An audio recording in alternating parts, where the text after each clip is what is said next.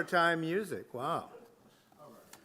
And Labor Day. So, good old American know-how. It's what Americans are known for. Get her done.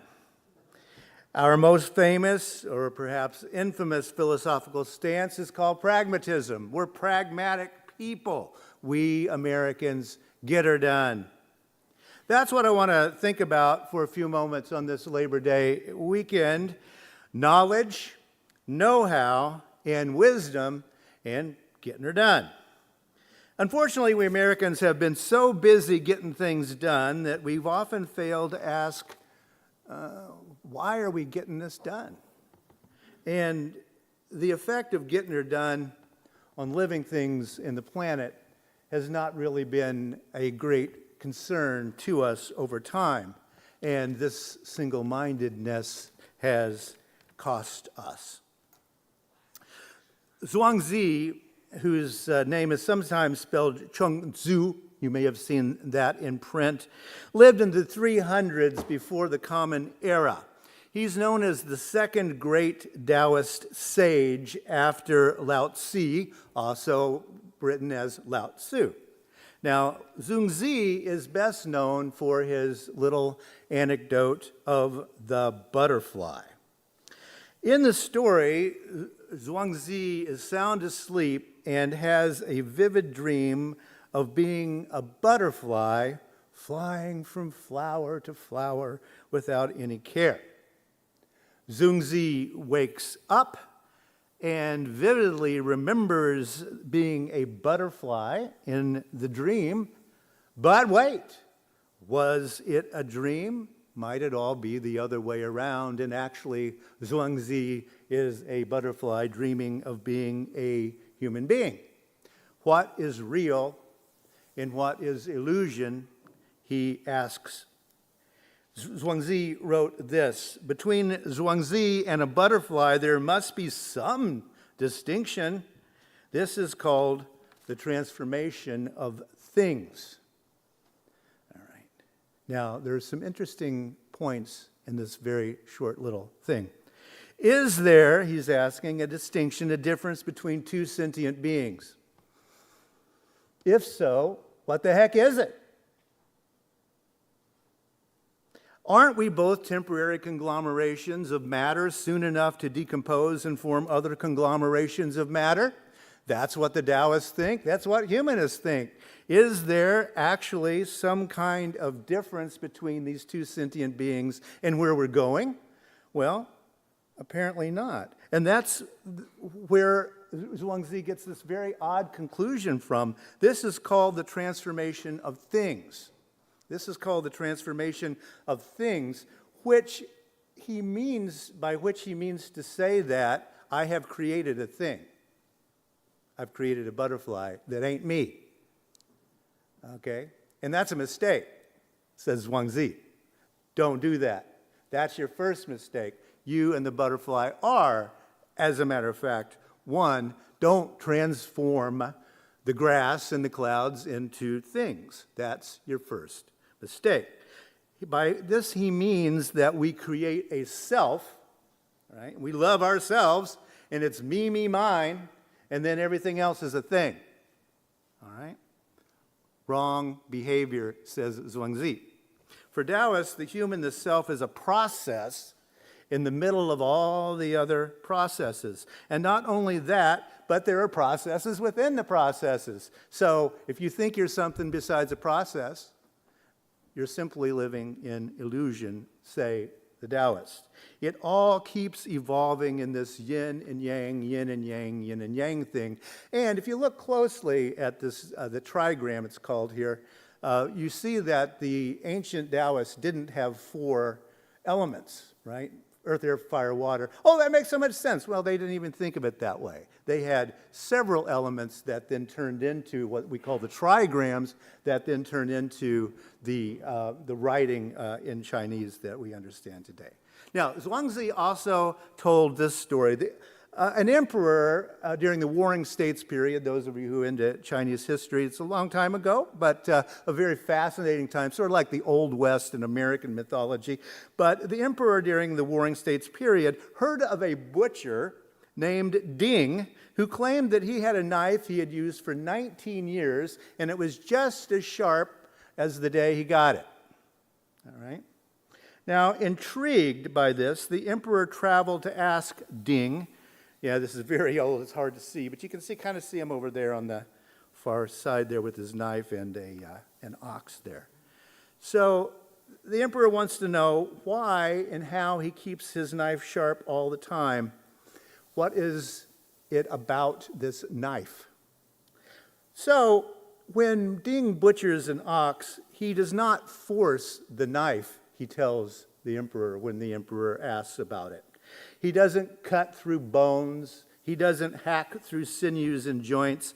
Instead, he finds the natural gaps and spaces in the formation of the animal that he is butchering. By doing this, the blade faces little resistance and it doesn't wear down. It stays sharp. So Ding tells the emperor there are spaces between the joints. And the blade of the knife has really no thickness. If you insert what has no thickness into such spaces, then there's plenty of room. More than enough for the blade to move. That's why after 19 years, the blade of my knife is still as sharp as it was when it first came from the grindstone. Now, Ding's method reflects true Taoism and later Zen, which Zen Buddhism in Japan builds off of Taoism in China, if you know the history of this sort of thing. But the idea here is to be in harmony with nature, to understand the essence of things, and to look at what the heck you're doing about getting done, right? Don't force your way through things. Instead, find a path of least resistance, Ding the butcher tells us. Sure, get her done, but get her done with some thought beforehand, some thought during the process, and reflect a little bit. Be the philosopher of the knife. The story emphasizes the virtues of skill, technique, how you do things, right? Understanding, knowledge, and wisdom, the wisdom of working with nature, not against nature. Okay.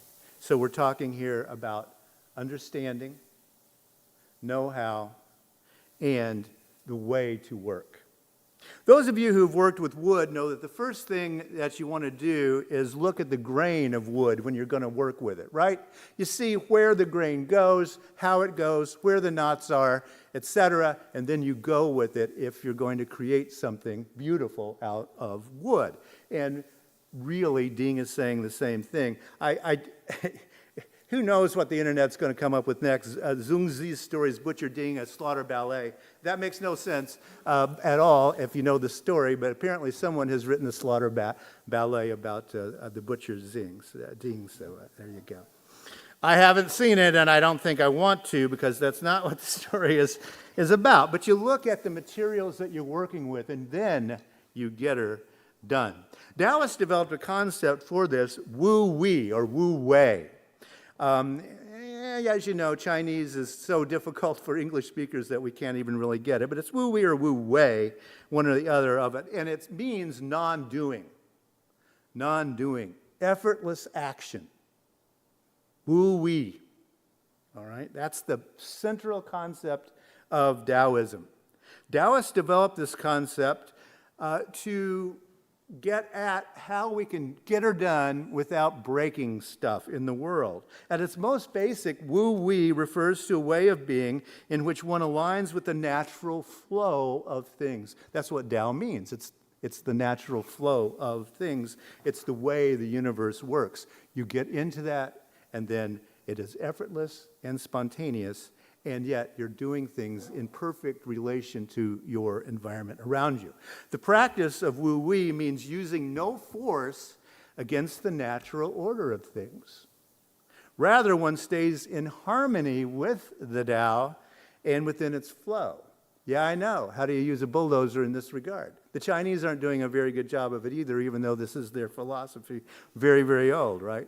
And it's causing them some problems. The concept is sometimes by non-Taoists seen as passivity, but it doesn't mean sitting around being passive and letting the world pass you by.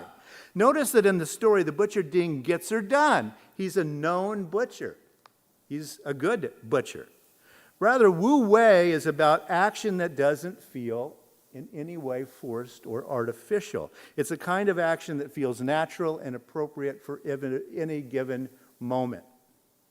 In the U.S., we do sometimes talk about this with going with the flow or being in the zone, right? Abraham Maslow talked a great deal about this. But we haven't really focused enough, I think, on it. In a practical sense, it can be seen as a recommendation for simplicity and spontaneity and tranquility. Get her done, but enjoy it. Breathe a little while you're doing it, right? This is why Taoist texts often use metaphors from nature such as flowing water. Water goes downhill. It's the number one rule of Taoism. Water goes downhill. Don't argue with that. Right? Don't argue with that. And some of the oldest waterworks in existence developed by human beings on the planet were done by Taoists in this time period. Right? Our recent spate of natural disasters have showed that too often here in the U.S., we've taken Ding's knife and we whack and hack at things. We too often have a dull knife, and I think that's what we're looking at here in the U.S. today is, how did our knife get so dull, and how come things are falling apart again? Why didn't we get her done? Well, it's because we ignored some very basic realities about getting her done, which is water runs downhill.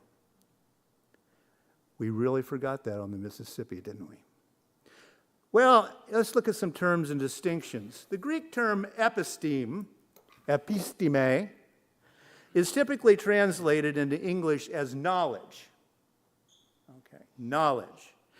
Now, when we talk about, you've read about ChatGPT and all of that, the worry that many theorists have about episteme is that we're going to forget it because, heck, we just get it out of the computer. So we're going to forget all of the accumulated human knowledge that has been going on for so long. How do you open this door? ChatGPT. I think that, at one level we know that's not going to happen, but at another level it is possible that we are going to lose some of our knowledge, our episteme.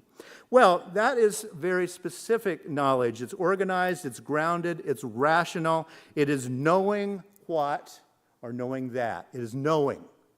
Okay, that's episteme. And with the Greeks anyway, what's the opposite of knowing? Doxa, orthodoxy, knowing the answer. Right? That's the opposite of knowing, is always knowing. Because you forget that you don't know anything actually. Remember, that's Socrates all the way. So doxa is the bad thing. Orthodoxy, belief, bad. Episteme, knowledge, knowing how good. But here's how the Taoists built on this a little more.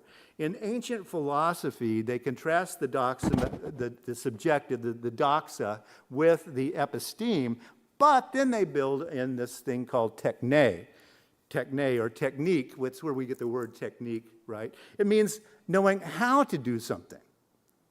Knowing how to do something. So you can know a lot of stuff and not know how to do anything, thought the Greeks. And I think they might be right about those distinctions. So the Greeks used the term techne to refer to a kind of knowledge or skill related to a craft or an art. Ding, the butcher, is using techne. It's a philosophical technique, but it is a technique. It's a way of knowing. It is wisdom, says the Taoists. So you can know what to do, but maybe you don't know how to do it. Or you can know how to do something and believe in your doxa that you can't do it. Whatever. Book learning, as we farmers call it. I grew up believing that episteme was a bad thing, right? Knowledge, those silly eggheads out there, right? We farmers called it book learning. We put the matter very plainly. We thought that that it was the most contemptible of things to go to university and learn something. That's why I didn't go back to the farm. It works kind of like a model of music, after all. I mean, folk music, you're just supposed to love it, right? But with classical music, you're supposed to have to learn something, or you generally do have to learn something in order to enjoy it as much, right? So you get that. That's kind of a basic idea of how this works. Know-how, however, isn't all experience. It's also philosophy, say the Taoists, and also the Greeks. So you get her done, but you get her done wisely. Now, as I see it, there's a grave error that has developed over time in our understanding between those different terms up there, and the mistake has been integration. The Greeks believed in integrating technique with knowing how to do, knowing what to do. But we sort of have thought, oh, well, there's this, and then there's, right? We're going to let those other people do the stuff, right? Well, we think about it, or whatever, or however that works. As a humanist, my conviction is that life, a human life, being itself is the activity of a creator, and that creator is you. You're behind the knife, in other words. You are the crafter of your life. The Taoists insisted upon this, and so did many Greek philosophers. We each are the creators of our meaning, our purpose, and our lives. We do it even if we don't want to. We will do it. How deeply we are aware that we are from moment to moment crafting our own lives. Right now, you have a choice. Right? You can achieve, what you want to call it, happy? Whatever. It starts right now, said the Taoists. It starts right now. As I mentioned earlier, in Greek philosophy, the term techne was used to describe craft, but the term carries a broader meaning in its translation than just technique or something like this. In the Greek way of understanding, we have a conjunction and integration of concepts that have been separated in our own time between get her done and why the heck am I doing this? Which is a philosophical question. Why the heck am I doing this? Metaphorically, some philosophers have extended the concept of techne to describe crafting your own character. Character is fate, right? That's not a bad thing, according to the Stoics. Character is fate because you are in charge of your fate and your character. Change it if you don't like it.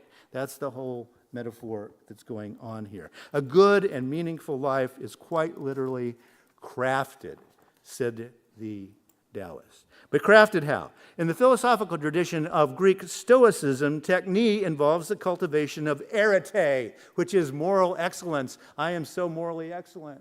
Or you want to be shooting for that. Although if you ever say it, yes, then you've outdone yourself there. But the Stoics believe that through techne, the pursuit of arete, individuals can then achieve this thing they called eudaimonia, which is not actually happiness. That's a mistranslation. Euda is happy, is good, right? But it's not actually happiness that you're shooting for, according to the ancient Greeks anyway. But let me take a shot at this in English in case I've been too confusing here, okay? We each are the creators of our own lives if we choose to be the creators of our own lives. That's a big if, says both the Taoists and the Stoics. It's an if that most human beings never consider, let alone make manifest in their lives. Most of us never accept being the creators of ourselves. We each are the creators of our own lives, which is a craft, and it's an art form that we practice every day. But we can't craft something if we don't know what we're crafting. So what the heck are you crafting? I'm crafting a good life, say the Taoists. And Ding is doing that too, right? He's crafting a good life as he keeps his knife sharp. The question to ask in any event is, what will a person of moral excellence, that arete thing, do in this situation? I mean, it's really pretty simple, but it's almost impossible to do, right? What would a moral person do in this particular thing? Every moment of every day. What will a virtuous person do in the next 5 minutes? What will a virtuous person do in the face of the climate crisis? It's the same question, say the Greeks.